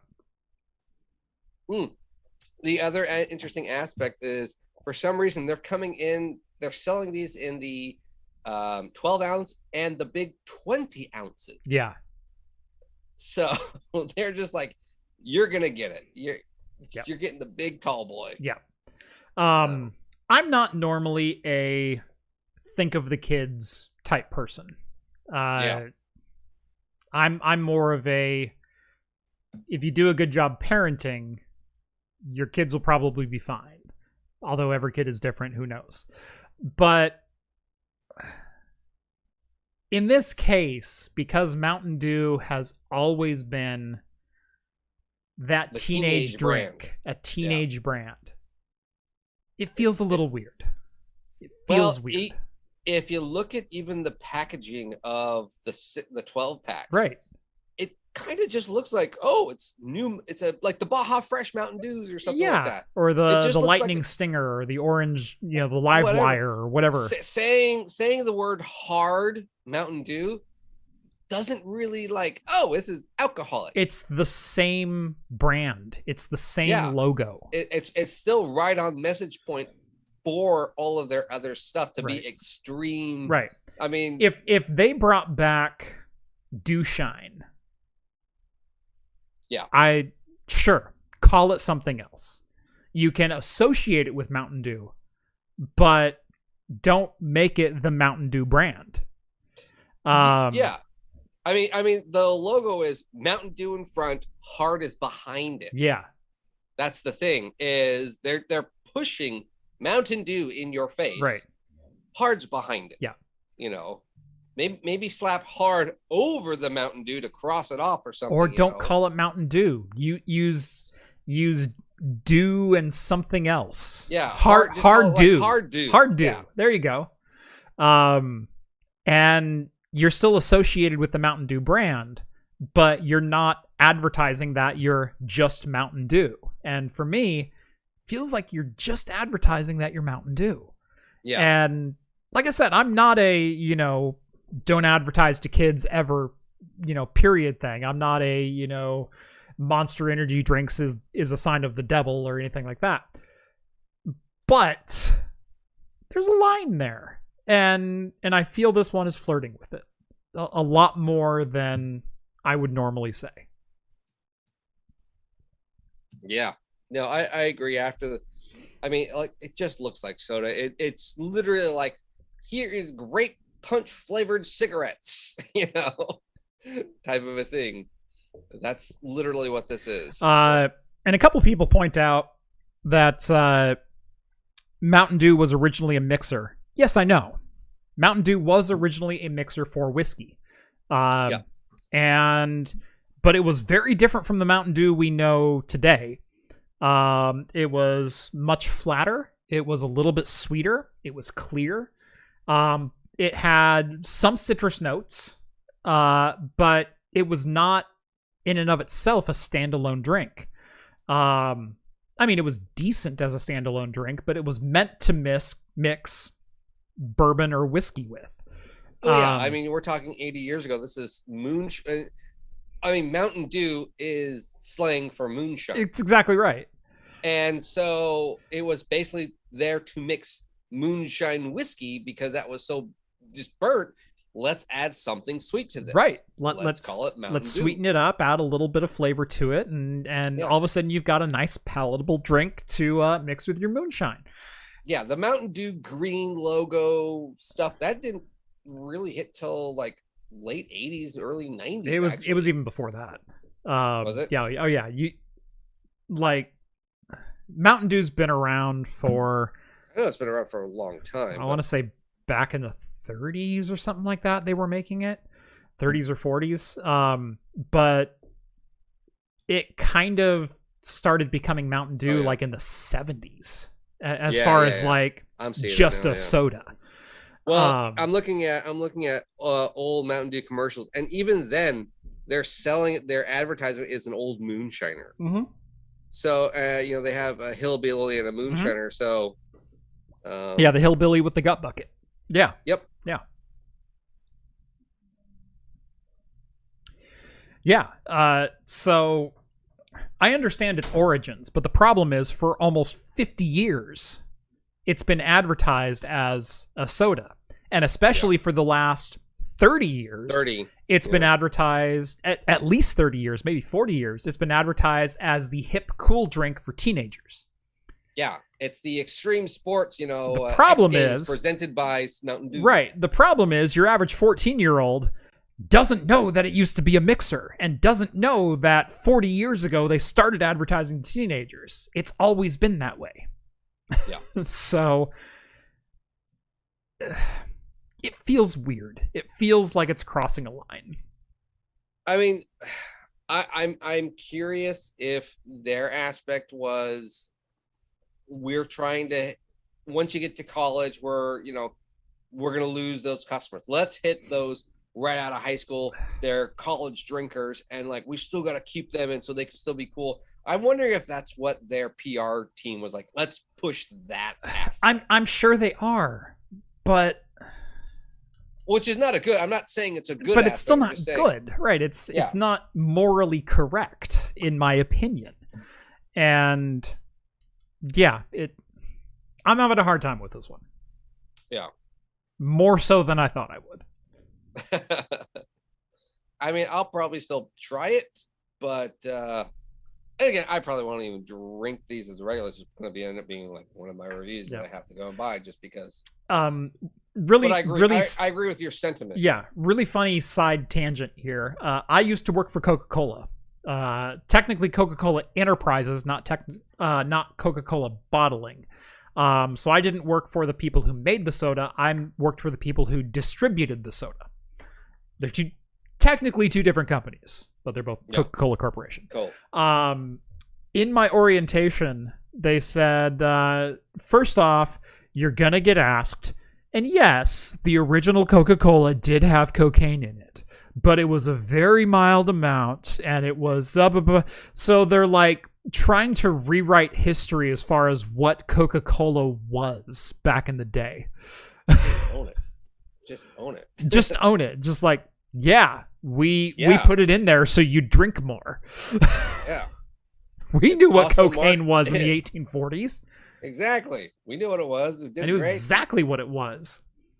King George was killed with a morphine and cocaine overdose. They knew what cocaine was used for. King George V, by the way, if there's any questions.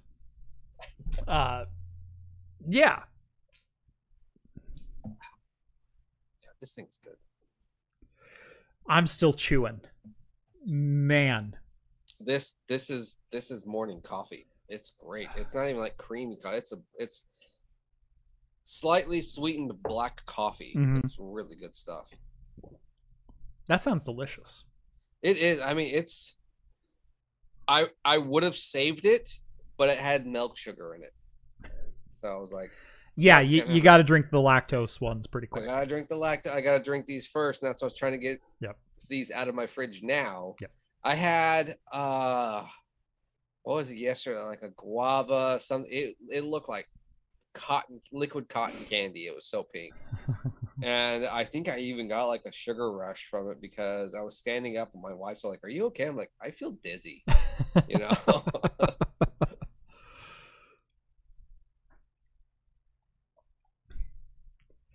Yep.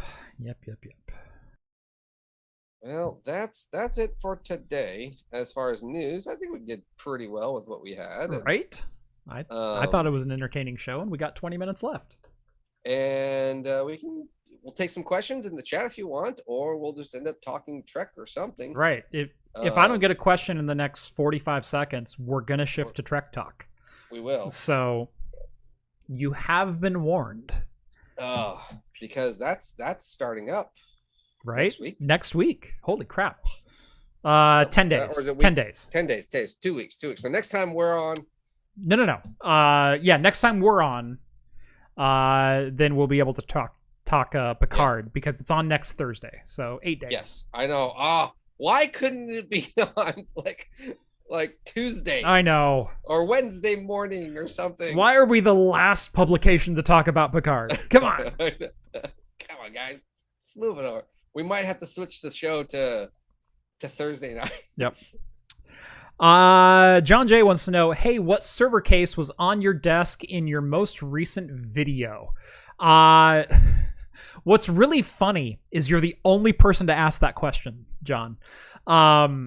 So I usually try to fit teasers into my videos wherever I can. So pay attention if there's something on my desk that I'm not actively using or something in the background that changes. It's usually a hint to an upcoming video or project that I'm working on. The chassis that I had on my desk during the TrueNAS episode was an iStar D200 2U chassis. I picked this up for only $35 with $10 shipping. Unfortunately, they are sold out now, but I didn't buy it to recommend the chassis. I bought it to use in a specific project. So here's the chassis itself. It's not the best looking case ever but it's just a standard 2U. I wanted it because it had a full 3 PCI riser bay right here. So if you use a riser cable, you can get easily a 2 thick card, if not a 3 thick card right there. It also uses a standard ATX power supply on an extension from this little jobber right here. So pretty cool little chassis. Only needs the front fingers right here for rail mounting or rack mounting. Fits an ATX motherboard and in a 2U package, and it was $45 shipped, so couldn't resist. I do have a video or two coming out showing this case off. I'm probably, again, not going to recommend this case because they're pretty difficult to find, especially for the price that I paid, but it'll be a fun video. Let's see. Denver, what's funny is I didn't even read the entire super chat and I already have strong opinions. What are your opinions? By the way, thank you for the $5. What are your opinions on AMD vendor locking all AMD processors, not just business processors? I think it is such a bullshit move. Wait, why did they do that? They're vendor locking CPUs with blowable fuses. So when you install an AMD EPYC CPU into a Dell server, you can only ever install that AMD EPYC CPU into another Dell server. You can't use it in another vendor's motherboard. And the reason is to lower the resale cost of AMD EPYCs. So you can't, so unless you have a Dell server, you can't use that processor and you have to buy something new. That's a super move. It's super freaking shady. It's a slap in the face to everything, right to repair, and do you actually own the items that you buy, and so on and so forth. Yeah, they're basically saying this is a one-time use PC, a chip. That's exactly right. Yeah. I accidentally wanted it for this. Nope, too bad. Nope, sorry. Or yeah, this whole board fried except the CPU. I want to try. Nope. Yeah, no, they've been doing this for the last 2 generations of AMD EPYC chips, and like I said, this video is already demonetized. It's just effing bullshit. So, how did you not know I was going to say that? If you've watched my show for any amount of time, pretty sure you do. I want to see Jeff say it. I'll pay $5. Yeah. Reverend said, Trek already started, you Discovery haters. Nope. I haven't seen it. I gave season 3 a prop. I was like, that's good. Then I started another one. Nope. Tapping out. Not good. I would rather you can't be a sequel and a prequel all at the same time. Yeah. I will tap into Prodigy more than I would tap into that. Yeah. Actually, from Prodigy's aspect, they're diving into a lot of the Chakotay Janeway history. Yeah. from my understanding. Again, I haven't watched. I'm not caught up. I watched 2 episodes. Yeah, I watched the first one, and that was it. Yeah, and but I still follow a lot of the subs that they're on the Reddits and everything, and they'll post screenshots. And Janeway, there's a lot of history on that stuff that's apparently showing up, and it's pretty cool. Yeah. So I'd rather watch that than my time spent on that than Discovery right now. Rodrigo wants to know, did you fix the skew on the build? Yes, I actually posted a short about that. If you go to my main page, youtube.com/craftcomputing, you can see a quick update, 60-second video on that. It is, trust me, perfectly parallel and square at this point, and it's actually off in a machine finishing shop right now. So, gotta make it nice and shiny. Yes, I'm actually not sure what the finish will end up being. I said, give me a finish, but don't paint it. I want it to be raw metal, but make it pretty and then seal it. I thought they were gonna dip it in something. No, they might as part of the finishing process, but I know they're gonna media blast it at least at some point, and then when it comes back to me, it'll be polyurethane sealed. So it's gonna be camouflaged, right? So whatever finish the metal ends up having, we're gonna seal that finish in, and then I'm gonna be able to complete the build. So I'm looking forward to it, and I don't even know what it's gonna look like. After it's all sealed, you're gonna have to redo all the screws because they're no. I'm gonna have to retap everything. Yeah, no, I already know I'm gonna have to retap everything because that's the standard. It just happens when you put any layer of any kind of paint or finish or seal or clear coat or whatever over anything, you retap the threads. Not a big deal. How's Baby X doing? Baby X is doing very well. Yeah. For those who don't know, it was a rough entry into life. And easily a rough 2 months, extending into month 3. Finally kind of starting to get through that. Everything is kind of coming up roses in recent checkups. He's 3 months old and still getting weight checks, for those who are parents who might be in the know about that. He's 3 months and still getting weight checks because they're concerned. But he passed his most recent weight check earlier this week, and he's eating fine. He's not spitting up anymore. He's actually been smiling a lot and giggling and laughing and whatnot. And it's the coolest age that he's at right now. It's like, this is why I became a dad, is for between 3 and 6 months, for the sheer unfiltered joy of being a dad. Yeah. Now I have a 9-year-old and a 4-year-old. Anyone want them? No, I'm kidding. No, that's perfect slave labor time. That's perfect chore time. Right. GI Pilot, next game that I'm going to deep dive into. I am currently in a deep dive of Kingdom Come Deliverance. For those who don't know, I started my channel back in 2017 because I was enthusiastic for gaming and servers and all that is related to it. And as a result, I have had zero time for gaming since then. So if there's a game that's come out in the last 5 years, I haven't heard of it. Probably the only game that's come out in the last 5 years that I bought on release day and played all the way through would be Red Dead Redemption. I actually specifically bought an Xbox One so I could buy that game on release day for the Xbox and played through it. And then as soon as I was done with the playthrough, I gave my Xbox One to a good friend of mine and let them, have my games library and everything else. I only had like 4 games for it, but I only wanted it to play Red Dead. So now that I have Rhett on full time, I've been stopping work at 5 p.m. every day. I've got an hour after he leaves or 2 hours after he leaves to play some games. Then I go upstairs. I have dinner with the family.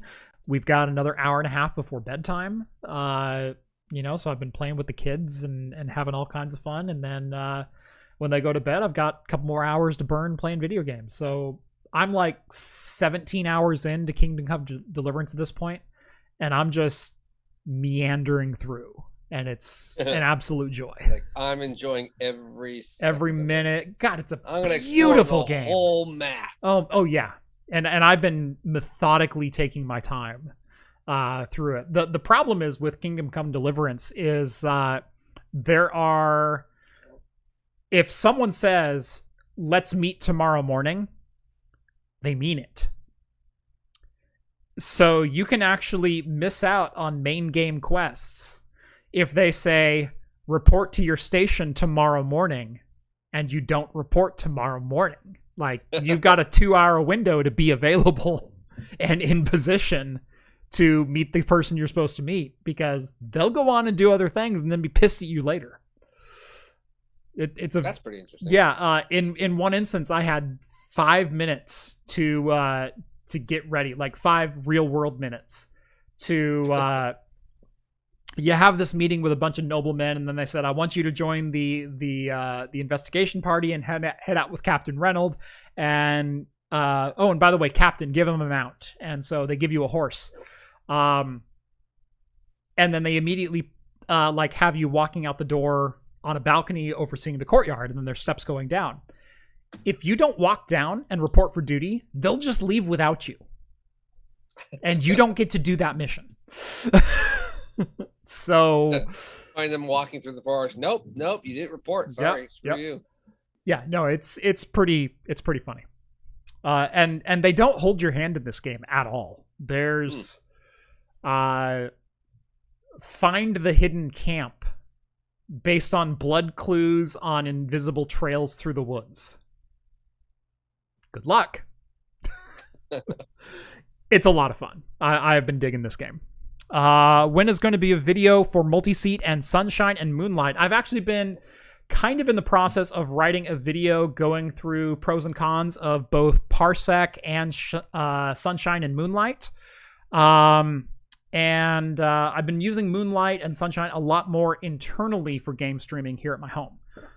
So I'm trying to get a good handle on it, and situations you should use it, situations that Parsec is better, situations that Sunshine is better. But I'm really trying to do a nice, thorough job investigating. Let's see. What do you think about Dymo forcing DRM? You really have to ask. I'm about as anti-DRM and right to repair as you could, or anti-DRM, pro right to repair as you could possibly be. I was gonna say, you said that backwards. I said that backwards. Yeah, I am anti-DRM, pro right to repair in every way, shape, and form, and anything that prevents the consumer from using a device they illegally purchased pisses me the F off. So, what do you think? Wait a second. Back to really quick to that whiskey barrel then. Do I own the Devil's Cut? My opinion, it sounds like you own the Angel share.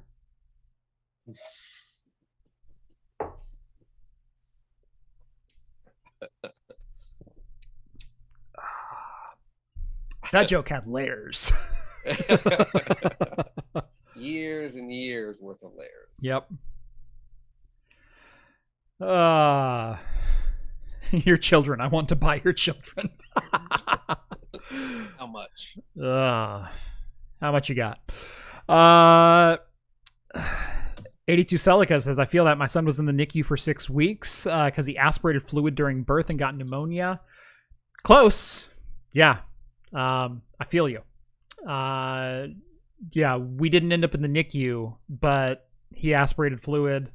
I don't want to go into too much detail, but there are certain words that I never ever want to hear again. And certainly not the sound of a umbilical cord snapping like a rubber band. Yeah. Yeah, no, we Nope. were in the NICU for 3 or 4 days. Yeah, because you guys went in like super early. We went in super early, and it was a snowstorm. Yeah, that's right. It was during the middle of that blizzard. Yeah, I remember that. Holy crap. Yeah. Wow. Yeah. Yeah, because I remember Oh, John and his wife had the wait. It's when? It's when? Yes. You weren't due till March. What the hell?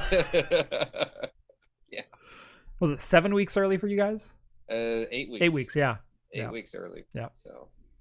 Yeah, and then similar with the weight stuff. Had a lot of the weight gain stuff. Yeah. Even now, he's technically fine. Just like, you're a skinny one, aren't you? You're a scrawny little guy. Yeah. No, I had a cousin who was born 7 weeks early, and God, until he was 20, he was like 2/3 the size of everyone else his age. Yeah. So he finally grew into himself, but it took 20 years. Yeah. Yeah, no, for the first 2 years, we were like, you have to watch him for this, you have to watch him for that. And we were constantly having, little scares left and right of technically his mental state should be here, it should be here. Yeah. And it was what was the weirdest part was actually everything was literally almost 8 weeks to the day behind. Yeah. So it was just like, oh, weird. Okay. Almost like he should have stayed in the oven a little longer. Exactly. It was, he's technically this age, so he should be this far developed. 8 weeks later, now he's doing that. And we didn't have to teach him or put it into him. It was just naturally that happened. Yeah. It just took an additional 8 weeks. The problem was you go to the doctor and they say that and you're scared for 8 weeks. Yeah. Yeah. No, X was born right around 3 weeks early, so still technically full term, but on the edge of full term. Yeah. He was born at 37 weeks, and scary delivery. You can tell it's a scary delivery when every single nurse at shift change, so every 6 hours, like clockwork, they will walk into your room, and they all do the same exact thing. They'll kind of walk in, and they'll put their hand on their hip and go, "Well, I heard you had quite the morning." Oh, I know, right?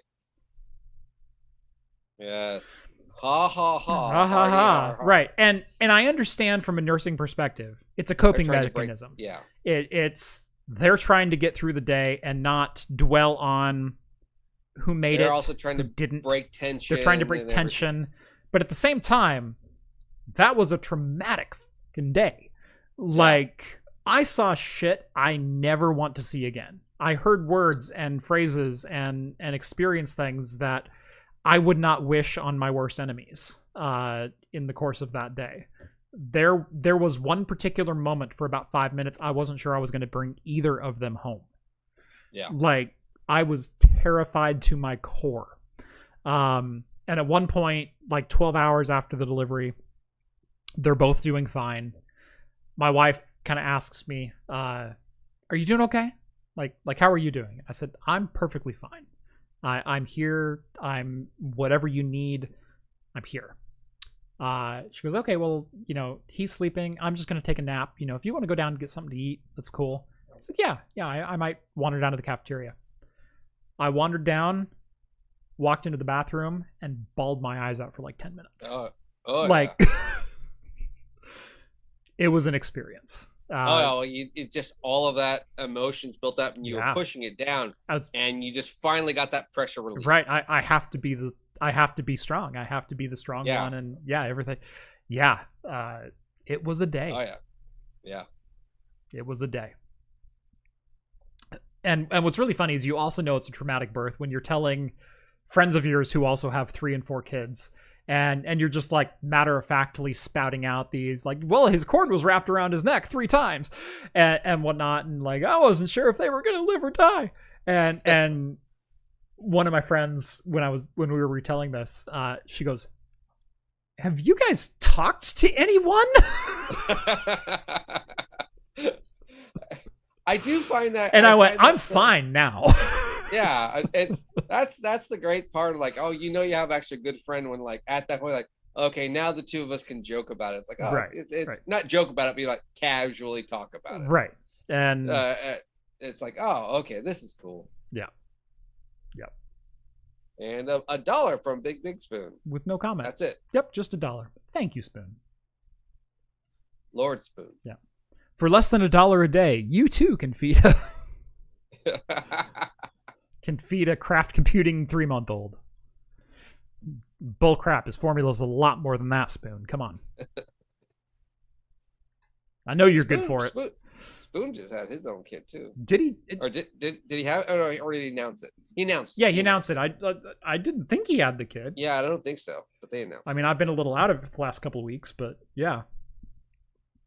That's got to be popping up though soon, huh? Well, we'll talk if you're on the after show, and if you don't know what the after show is, and this is close to the end, that's the super secret Discord server. We do at least around an hour to 2 hours, probably about 2 hours every time after the show. So if you've watched this stream this long, that means you love this type of content. You love the personalities on here. If you want more of that for a minimum of $1 a month, you could do more, you could do whatever you want, but that's what we're asking. It's basically $1 to yell at us, talk at us, BS with us. And you can then get access to the super secret after show party, which will be happening in the next couple of minutes for us.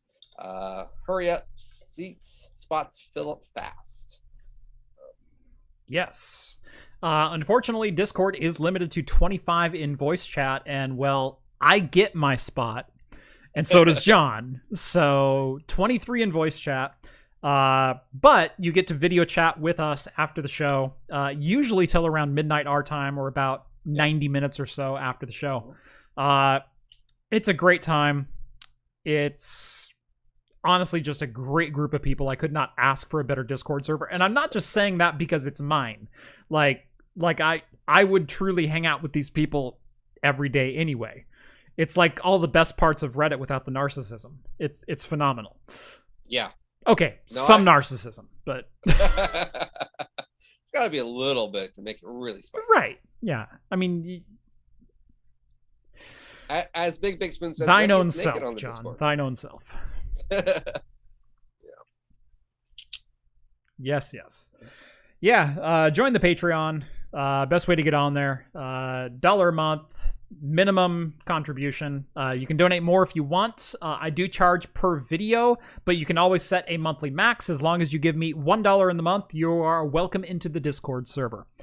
The reason I do more than $1 per month is some people don't mind if they get, donate $5 per month. And honestly, once you get in the content, it's worth it. And it literally keeps the lights on around here. Remember, This is my day job now.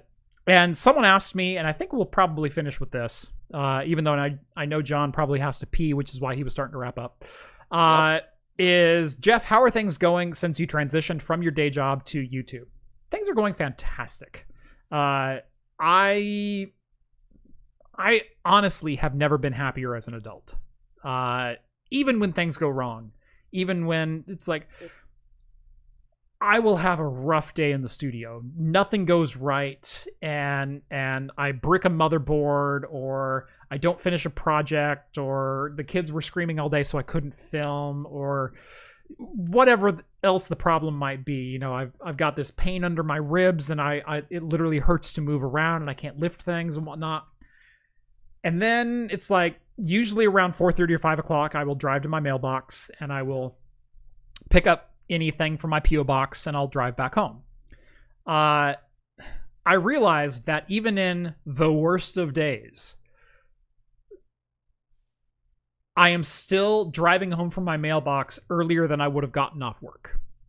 Yeah. And that alone is worth everything. It was worth the drop in income. Like, I gave up a really good job. Okay. I had a 6-figure income, and I gave that up to make videos for internet trolls. Like, totally what I did. But at the same time, I wouldn't change a thing. And I am absolutely thrilled to be a full-time content creator today. So even more reason to join the Patreon, because you're literally helping keep my lights on. So thank you all who are on there. Thank you everyone for watching. This has been episode 224 of Talking Heads. Join us every Wednesday night at 8 p.m. Pacific time for the latest in beer and tech news. Tune in within the next couple of weeks when John announces what he will be doing March, or more specifically, what he will be drinking throughout March. Yes, exactly. It's going to be good. I cannot wait to see both 2 weeks into March and then the end of it. Yes, that'll be an interesting one. It'll be an interesting couple of weeks. Yeah. Join us every Wednesday night at 8 p.m. Pacific time for the latest in beer and tech news. And as always, we will see you next week. See you guys. Cheers all.